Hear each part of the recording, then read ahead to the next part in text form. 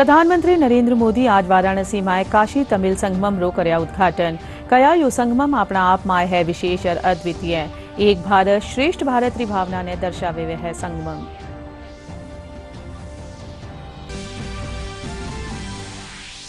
गृहमंत्री अमित शाह आतंकवादी वित्त पोषण ने रोकवा खातर तीसरा मंत्री स्तरीय सम्मेलन नो मनी फॉर टेरर रा समापन सत्र ने कर्या संबोधित। कया आतंकी वित्त पोषण रे खिलाफ न्यायिक ढांचा ने मजबूत बनावानी जरूरत।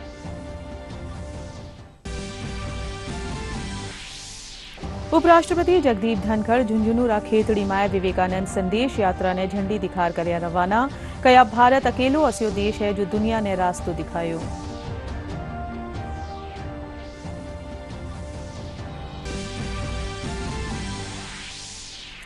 राज्यपाल कलराज मिश्र नई दिल्ली में राष्ट्रपति द्रौपदी मुर्मू से करी मुलाकात। राजभवन में बन रही संविधान पार्क रे बारे में दी विस्तार से जानकारी।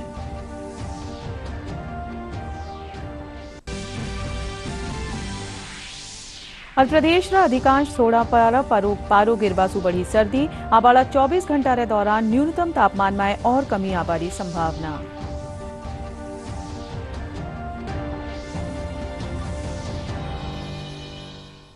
राजस्थानी समाचार में सगलारू घणु स्वागत। मैं हूं प्रीति और अब खबरा जोवा विगतवार। प्रधानमंत्री नरेंद्र मोदी आज वाराणसी में काशी तमिल संगमम रो उद्घाटन कर्या। कार्यक्रम ने संबोधित करता तथा प्रधानमंत्री कहा कि काशी तमिल संगमम अपना आप में विशेष और अद्वितीय है। बना कहा कि यू कार्यक्रम एक भारत श्रेष्ठ भारत री भावना ने दर्शावे है। का ये अद्भुत संगम एक भारत श्रेष्ठ भारत को समृद्धि दे रहा है। प्रधानमंत्री ने संगमम में हिस्सा ले रहे छात्रों और विद्वान जनों से मुलाकात की। प्रधानमंत्री ने संगमम के दौरान प्राचीन तमिल काव्य साहित्य थिरुकुराल का विमोचन किया। इसका 13 भाषाओं में अनुवाद किया गया है। प्रधानमंत्री ने कहा कि काशी और तमिलनाडु का बंधन अटूट है। भाषा साहित्य का बंधन हो, सौंदर्य हो, काशी और तमिल का सांस्कृतिक स्वाभाविक जुड़ाव संबंध एक दूसरे के पूरक हैं। यहाँ ऋषियों ने कहा है, एको अहम बहुश्याम, अर्थात एक ही चेतना अलग अलग रूपों में प्रकट होती है। काशी और तमिलनाडु के कॉन्टेक्स्ट में इस फिलॉसफी को हम साक्षात देख सकते हैं। काशी और तमिलनाडु दोनों ही संस्कृति और सभ्यता के टाइमलेस सेंटर्स हैं। दोनों क्षेत्र संस्कृत और तमिल जैसी विश्व की सबसे प्राचीन भाषाओं के केंद्र है। काशी में बाबा विश्वनाथ है तो तमिलनाडु में भगवान रामेश्वरम का आशीर्वाद है। काशी और तमिलनाडु दोनों शिवमय है, दोनों शक्तिमय है। एक स्वयं में काशी है तो तमिलनाडु में दक्षिण काशी है। काशी कांची के रूप में दोनों की सप्तपुरियों में अपनी महत्ता है।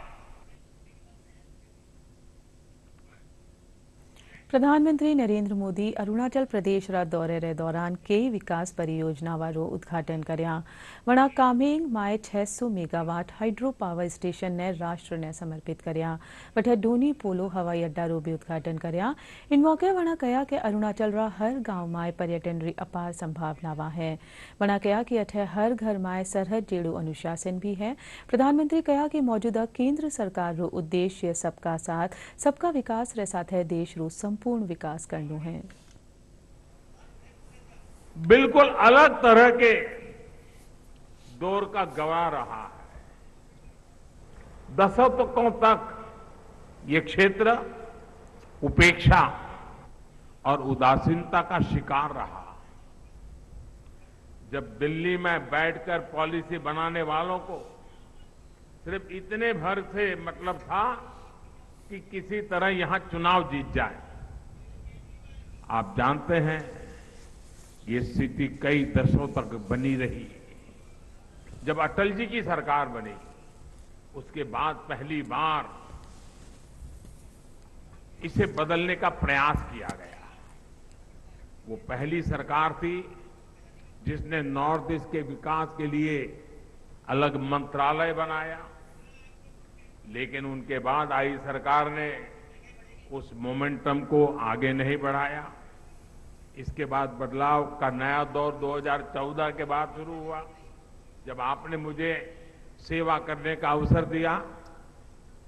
पहले की सरकारें सोचती थी कि अरुणाचल प्रदेश इतना दूर है, नॉर्थ इतना दूर है, दूर सुदूर सीमा पर बसे लोगों को पहले आखिरी गांव माना जाता था, लेकिन हमारी सरकार ने उन्हें आखिरी गांव नहीं, आखिरी छोर नहीं, बल्कि देश का प्रथम गांव मानने का काम किया।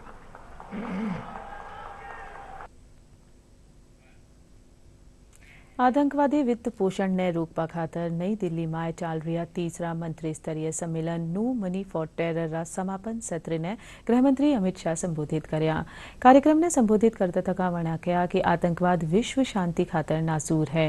वणा कहा कि भारत में आतंकी घटनाओं में उल्लेखनीय कमी आई है। इन मौके वणा आतंकी वित्त पोषण के खिलाफ न्यायिक ढांचा ने मजबूत बनाने की बात कही। पिछले कुछ दशकों में भारत ने टेररिज्म के सभी रूपों सहित कई चुनौतियों का सफलतापूर्वक सामना किया है।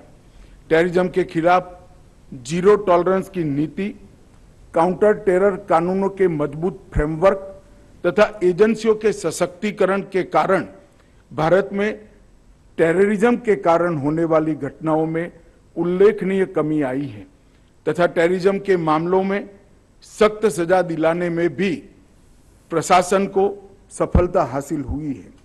इन्वेस्टिगेशन को विज्ञान और तकनीक से लैस करने के उद्देश्य से फोरेंसिक साइंस को भारत में विशेष बढ़ावा दिया जा रहा है।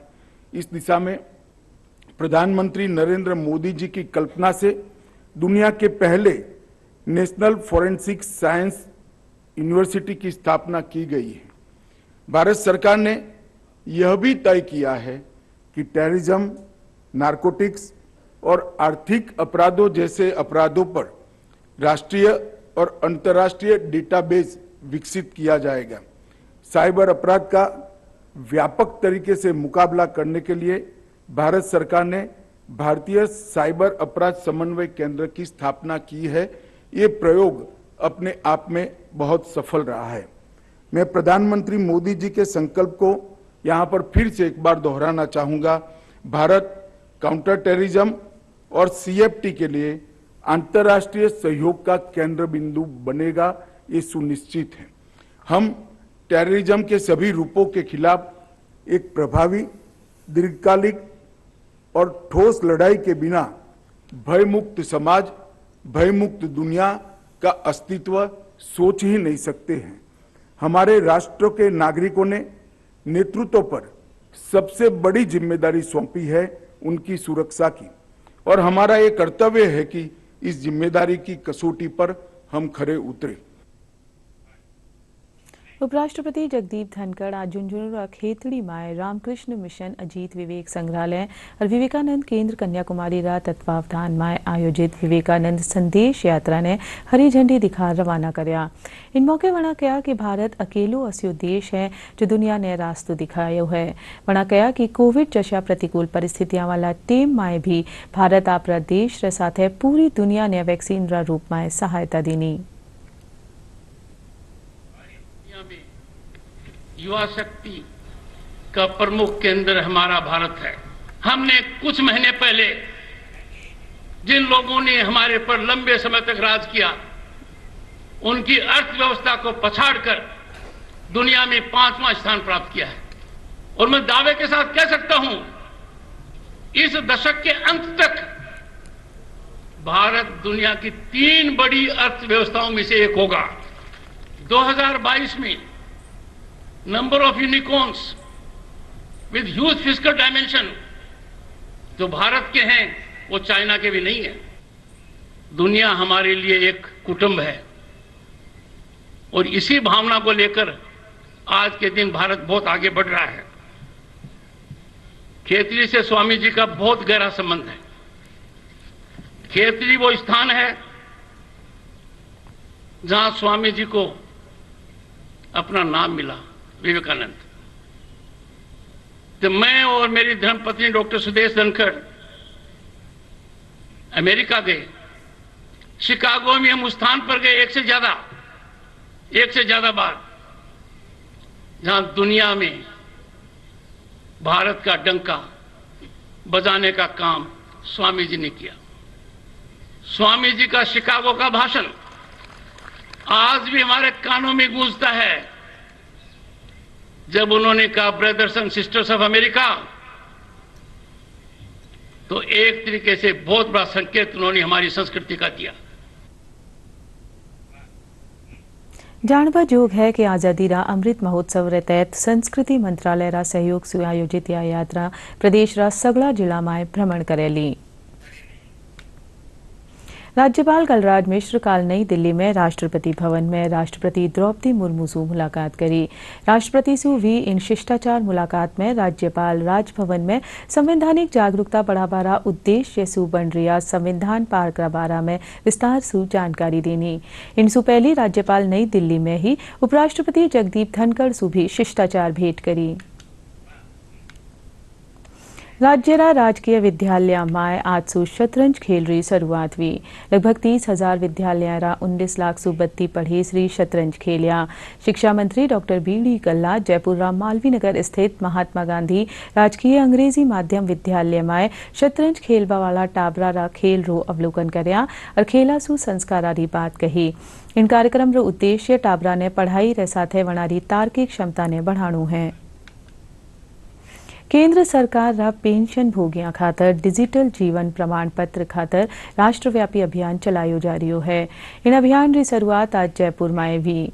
इन अभियान से सगला पेंशन भोगी डिजिटल माध्यम से अपना जीवन प्रमाण पत्र प्रस्तुत करवा खातर केंद्र माथे जा सके है। डिजिटल जीवन प्रमाण पत्र पेंशन भोगिया ने ईज ऑफ लिविंग प्रदान करवा में अहम भूमिका निभावेलो।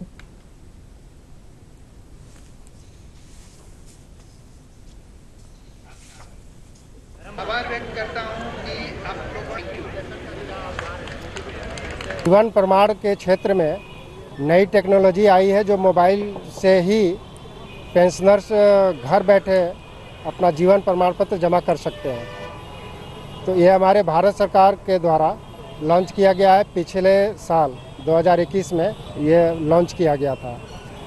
इसकी खूबी यही है कि कोई भी पेंशनर्स अपने घर पे आसानी से वो जीवन प्रमाण पत्र जमा कर सकते हैं और एक मोबाइल से कितना हो पेंशनर्स का जीवन प्रमाण पत्र जमा कर सकते हैं। इसमें 2 ऐप है, एक फेस आरडी ऐप और जीवन प्रमाण पत्र। जीवन प्रमाण पत्र ऐप से आप जीवन प्रमाण पत्र जमा करते हैं और फेस आरडी ऐप से आपका फेस का रिकॉग्निशन आधार से जुड़े हुए जो है टेक्निक, वहाँ से आपका ऑटोमेटिक ऑथेंटिकेट हो जाता है। नेशन वाइड कैंपेन की तरह नेशन वाइड कैंपेन जो शुरू हुआ है वो 11 तारीख से शुरू हुआ है और इसमें अलग अलग शहरों में भारतीय स्टेट बैंक की अलग अलग शाखाओं के द्वारा पेंशनर्स मीट आयोजित की जा रही है। यहाँ पे जो है सो हमने डिजिटल लाइफ सर्टिफिकेट जो फेशियल रिकग्निशन टेक्निक के थ्रू सबमिट करना है, इसके बारे में हमने पेंशनर्स को बता रहे हैं। आप जैसा देख सकते हैं यहाँ पर लगभग 100 से अधिक पेंशनर्स आए हुए हैं और इन सारे पेंशनर्स को हमारी टीम जो करीब 10 लोगों की टीम है सो बारी बारी से बता रही है कि मोबाइल एंड्रॉयड मोबाइल के थ्रू कैसे आप लाइफ सर्टिफिकेट सबमिट कर सकते हैं। साहब ये ऐसा है जो ये जीवन प्रमाण पत्र भरा जाता है या नहीं भरा जाएगा, और इसे घर बैठे सुविधा मिलेगी, बैंक के चक्कर नहीं लगाना पड़ेगा और बैंक में धक्का मुक्की से बच जाएंगे। ये कहेंगे हमारे लिए बहुत अच्छा किया, जो हमारे जो भागदौड़ से बचा दी हमारे को। जयपुर दूरदर्शन मरुधरा के हृदय जयपुर रा स्थापना दिवस रे मौके दर्शकों ने इन से जुड़ी ऐतिहासिक और रोमांचक जानकारी उपलब्ध करा रिया है। इन कड़ीमाएं आज में थाने रूबरू करा रिया है जयपुर रा विश्व प्रसिद्ध स्मारक हवा महल सु। हवा महल रो निर्माण 1799 में महाराजा सवाई जयसिंह रा पोता सवाई प्रताप सिंह करवाया हो। शहर री बड़ी चौपड़ सु गोविंद देव जी खातर जाबाड़ा सिरह ड्योडी बाजार में स्थित 953 झरोखा वालो यो हवा महल राजपूतारी शाही विरासत, वास्तुकला और संस्कृति रा अद्भुत मिश्रण रो प्रतीक है। यो महल शहर की सबसे प्राचीन इमारत मायसू एक मान्यो जावे है। स्थापत्य कला का बेजोड़ नमूना है और ऐसी ही एक विरासत है जयपुर का हवा महल। गुलाबी नगर जयपुर में बड़ी चौपड़ पर स्थित हवा महल शाही विरासत, वास्तुकला और संस्कृति के अद्भुत मिश्रण का प्रतीक है। हवा महल में कई झरोखे और खिड़कियां होने के कारण इसे पैलेस ऑफ विंड्स भी कहा जाता है। हवा महल राजस्थान की राजधानी जयपुर का एक राजसी महल है। इसका निर्माण सन 1799 में पूर्व महाराजा सवाई प्रताप सिंह ने करवाया था और इसे किसी राजमुकुट की तरह वास्तुकार द्वारा डिजाइन किया गया था। हवा महल जो है ये महाराजा सवाई प्रताप सिंह जी ने बनवाया था 1799 में। वो कृष्ण जी के अनन्य भक्त थे। उन्होंने कृष्ण जी के मुकुट को ही समर्पित करके ये मुकुट के आकार में 5 मंजिला इमारत बनवाई। शरद मंदिर, रतन मंदिर, विचित्र मंदिर, प्रकाश मंदिर और हवा मंदिर। इसमें छोटे छोटे कई झीने, झरोखे और खिड़कियां हैं जो राज परिवार की महिलाएं यहाँ पे आती थी। जो भारतीज और गणगौर की सवारी होती थी उनको देखने के लिए आती थी। ये जो हवा महल है ये श्री कृष्ण के मुकुट की आकृति का बना हुआ है। अगर अपन इसको बाहर से देखते हैं तो मुकुट का फ्रंट पोर्शन का लुक दिखाई देता है और ये अंदर का पार्ट है जहाँ पर फंक्शन वगैरह आयोजित होते थे। जब महाराजा सवाई प्रताप सिंह जी इस महल में अपना समय बिताया करते थे, उनके साथ कुछ रानियाँ भी यहाँ पर विश्राम के लिए आया करती थी। तो इस पार्ट के जस्ट पीछे की तरफ महिलाओं के ठहरने की जगह बनी हुई है, जिसको हवा महल का रनिवास भी कह सकते हैं आप। तो अलग अलग रानियों के लिए अलग अलग सेक्शंस बने हुए हैं और सारे के सारे सेक्शंस एक कॉरिडोर के थ्रू कनेक्टेड हैं। इस महल के दरवाज़ों के ऊपर बहुत ही सुंदर चित्रकारी दी गई है। जैसा कि आप मेरे पीछे से देख सकते हैं कि इन दरवाज़ों के ऊपर जो चित्रकारी की गई है, उस ज़माने में भी इस तरह की चित्रकारियाँ हुआ करती थी और इनको दोबारा से सरकार जो है टाइम टू टाइम इनको रिस्टोर किया करती है। रंगीन कांचों का काम किया हुआ है, जैसे कि इस दीवार में स्टोन के ऊपर कटिंग करके रंगीन कांच लगाए हुए हैं। हवा महल एक 5 मंजिला इमारत है जिसमें 953 बेहद खूबसूरत जालीदार खिड़कियां हैं। इन्हें झरोखा कहते हैं। इन खिड़कियों को जालीदार बनाने के पीछे मूल भावना यह थी कि राजघराने की महिलाएं इन खिड़कियों से महल के नीचे सड़कों के समारोह व गलियारों में होने वाली रोजमर्रा की जिंदगी की गतिविधियों का अवलोकन कर सके। हवा महल 5 मंजिला स्मारक है जिसकी ऊंचाई 87 फीट है। महल की सबसे ऊपरी 3 मंजिलों की चौड़ाई का आयाम एक कमरे जितना है, जबकि नीचे की 2 मंजिलों के सामने खुला आंगन भी है जो कि महल के पिछले हिस्से में बना है। इमारत में पीछे की ओर भीतरी भाग में कक्ष बने हुए हैं। हवा महल की खिड़कियों में रंगीन शीशों का अनूठा शिल्प है। जब सूर्य की रोशनी इन रंगीन शीशों से होकर हवा महल के कमरों में प्रवेश करती है तो पूरा कमरा इंद्रधनुषी आभा से भर जाता है। I find it very beautiful, especially the colorful windows. Especially the colors in India are so much different than to our country, so I love the colors here in India. और बहुत ही सुंदर उन्होंने आर्किटेक्चर जो है इस तरह से बना हुआ है कि everywhere windows are there so that सारी तरफ से हवा आ सके। So I think that was the big reason कि इसका नाम हवा महल है। हवा महल के बारे में दिलचस्प तथ्य यह है कि ये इमारत बिना किसी ठोस नींव के रखी गई है। हवा महल जयपुर के बीचों बीच इसके हृदय स्थल पर बना हुआ महल है जो इसे एक मुकुट की तरह शोभित करता है। प्रदेश में ऑर्गन डोनेशन के दौरान कम्युनिटी एक्टिविटी और चिकित्सा क्षेत्र में उल्लेख जो काम करबाला SMS सुपर स्पेशलिटी सफाखानारा नर्सिंग अधीक्षक राम प्रसाद मीणा ने राष्ट्रपति कानीसू नेशनल फ्लोरेंस नाइटिंगेल अवॉर्ड 2021 सु सम्मानित करियो गयो। राष्ट्रपति भवन में आयोजित समारोह में राष्ट्रपति द्रौपदी मुर्मू वणा ने पुरस्कृत कर्या। वटे चिकित्सा मंत्री परसादी लाल मीणा भी नर्सिंग कर्मी राम प्रसाद मीणा ने सम्मानित कर्या। दूरदर्शन सु खास बातचीत में नर्सिंग अधीक्षक बताया कि वणारो उद्देश्य युवाओं ने अंगदान और चिकित्सा सेवा के प्रति जागरूक करना है।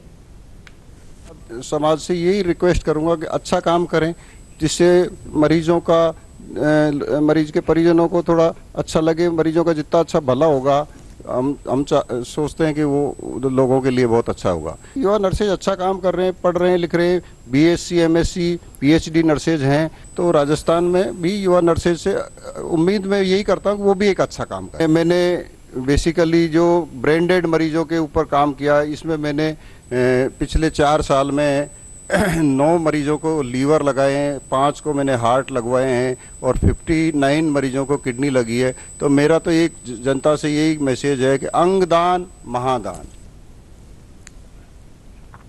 जयपुर में छठी इंटरनेशनल ब्रेस्ट कैंसर कॉन्फ्रेंस रो आगाज हुई। कॉन्फ्रेंस में देश विदेश रा ऑन्कोलॉजिस्ट और सर्जन भाग ले रिया है। SMS अस्पताल रा medical oncology head doctor Sandeep Jasuja बताया कि कॉन्फ्रेंस में कैंसर ग्रस्त मरीज रा जीवन ने आसान बनावा रा तरीका माथे मंथन करियो जा रियो है।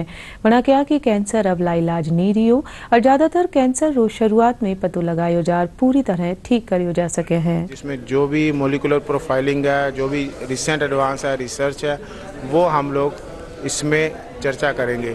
और हमारे इंटरनेशनल जो है होप रुगो हो गया या 5 और फैकल्टी इंटरनेशनल जो ज्वाइन की है ब्लड कैंसर में, ब्रेस्ट कैंसर में, लंग कैंसर में, वो भी हमें ज्वाइन की है। कल हमारे सेशन होंगे लंग कैंसर पे, GU GI cancer and breast cancer पे, जिसमें हमारे डॉक्टर HS अडवाणी अमेरिका से, डॉक्टर होप रुगो पार्टिसिपेट लेंगे और डॉक्टर कुमार मुबास जो कि डायरेक्टर हैं टाटा मेमोरियल के, वो लंग कैंसर पे चर्चा करेंगे, कल आएंगे। और जो हमारी जो वर्ल्ड की, जो इंडिया की बेस्ट फैकल्टीज है टाटा से या फिर एम्स से, वो सब हमारे यहाँ पे अभी आ चुकी है और हम चर्चा करेंगे। 3 दिन की कॉन्फ्रेंस है।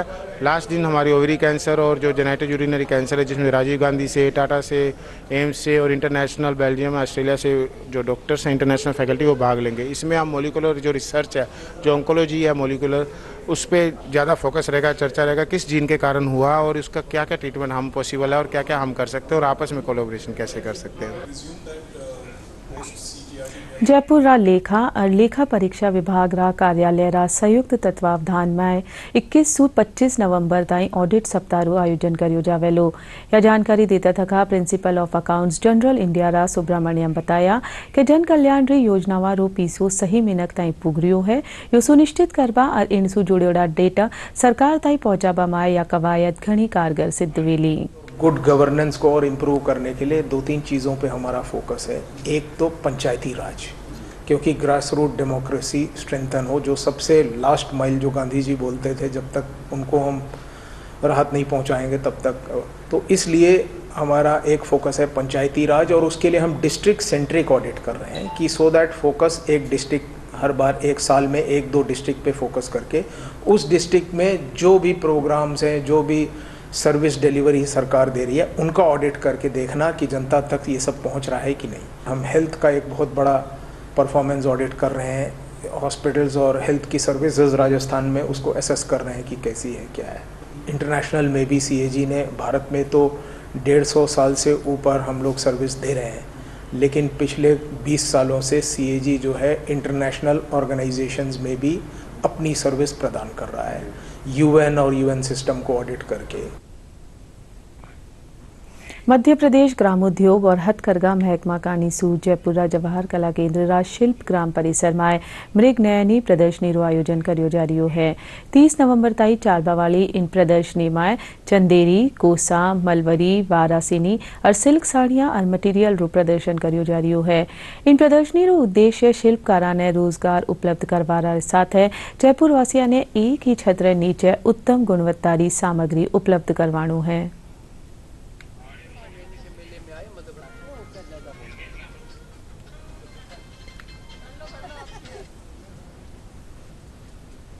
काफ़ी अच्छी है प्रदर्शनी और भी बहुत अच्छा काम है। सब साड़ियाँ प्योरिटी है चीज़ में, इसमें मतलब रीज़नेबल भी है। उस हिसाब से ऐसा भी नहीं है कि कोई मतलब हम गलत चीज़ ले रहे हैं, इस तरह की वो नहीं है। और काफ़ी अच्छे प्रिंट्स हैं, अच्छा सिल्क है। मैं इंदौर से आई हूँ। मेरा आर्ट वर्क सिरेमिक पेंटिंग है और ये जिसे मेहंदी होता है उसी टाइप से किया जाता है। इसके लिए मुझे स्टेट अवार्ड भी मिला हुआ है और इसका काफ़ी अच्छा रिस्पांस रहता है जयपुर में और अदर स्टेट में। इस वर्क की खासियत है कि सारा वॉशेबल रहता है, प्लस ये एक पॉजिटिविटी रहती है। इसको आप, इसमें मैंने जो भी आइटम्स बनाए हैं वो वास्तु के हिसाब से भी सारे काफ़ी महत्व रखते हैं। सामग्री की गुणवत्ता में, नवीन कलरों में बड़ा इजाफा हुआ है कि इसमें हम चंदेरी के बहुत सारे नए डिज़ाइन लेकर के आए, जिसमें हेरिटेज कलेक्शन को दर्शाया गया। जैसे सांची, खजुराहो की प्रतिकृतियों को बुनाई के माध्यम से कारीगरों ने उकेरा है। उद्देश्य यह है कि कलाकारों को रोजगार और जयपुर वासियों को मध्य प्रदेश की कला संस्कृति वाजिब दामों पर उत्कृष्टता के साथ प्राप्त हो सके। ग्रामीण विकास और पंचायती राज मंत्री रमेश चंद्र मीणा ग्रामीण टाबरारू आवाहन करता थका अपनी ग्राम पंचायत माय होबाली ग्राम सभा माय जावे और गांवरा मुद्दा माथे खुलर अपनी बात रखे। जयपुर में आयोजित बाल मेला ने संबोधित करता थका पंचायती राज मंत्री कहा कि टाबर अपनी पढ़ाई रे साथ पंचायती राज एक्ट और मौलिक अधिकारा री समझ विकसित कर अपनी सक्रिय भूमिका निभावे। यूनिसेफ का निसु आयोजित बाल पंचायत माय जयपुर री ग्राम पंचायत सु आया टाबर भाग ले रहा है। आम आदमी के मौलिक अधिकार क्या है, आपको थोड़ा सा विधि लॉ के बारे में भी जानकारी, थोड़ा थोड़ा ये जो सिस्टम चला है उसको भी जानकारी मिली कि हमारा राइट क्या है, हम क्या कर सकते हैं, हमारे पास सूचना के अधिकार से क्या सूचना ले सकते हैं। बीपीएल का एक आदमी सूचना का अधिकार से मांगे तो उसमें पैसा नहीं लगता। बहुत सारी ऐसी चीजें जो आपको थोड़ी थोड़ी समझनी है। बाकी तो आपको जो आपकी हॉबी है, आपका सब्जेक्ट है, कोई मुझे आर्ट लेनी है, कॉमर्स लेनी है या साइंस लेनी है या बायो लेनी है, वो अपना सब्जेक्ट है, आपकी हॉबी है कि मुझे क्या बनना है। क्योंकि आदमी जो बच्चा है बचपन में ही संकल्प होता है उसका। प्रदेश के इलाका में पारो गिरबारे साथ ही सर्दी बढ़वा लगी है। मौसम विभाग रे मुजब लाडला 24 घंटा में सबसे कम न्यूनतम तापमान अलवर में 7.0 और चित्तौड़गढ़ में 7.9 डिग्री दर्ज करियो गयो। मौसम विभाग रा निदेशक राधेश्याम शर्मा अवाला 24 घंटा में तापमान में 203 डिग्री सेल्सियस गिरावट री संभावना जताई है। और जाबाऊ पहले एक बार फिर सुजोवा मोटी खबरां। प्रधानमंत्री नरेंद्र मोदी आज वाराणसी में काशी तमिल संगमम रो करया उद्घाटन। कया यो संगमम अपना आप में है विशेष और अद्वितीय। एक भारत श्रेष्ठ भारत री भावना ने दर्शावी है संगमम।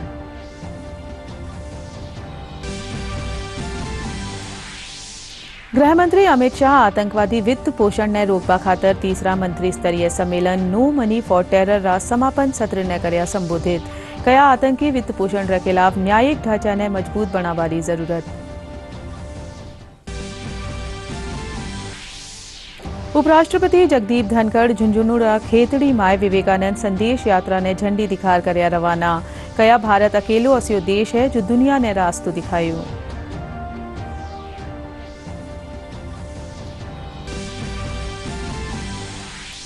राज्यपाल कलराज मिश्र नई दिल्ली में राष्ट्रपति द्रौपदी मुर्मू से करी मुलाकात। राजभवन में बन रही संविधान पार्क रे बारे में दी विस्तार से जानकारी।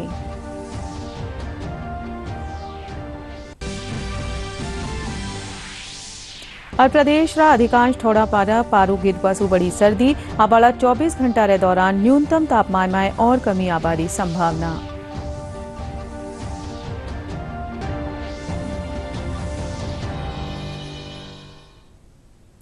हाल ताईं राजस्थानी समाचार। नमस्कार।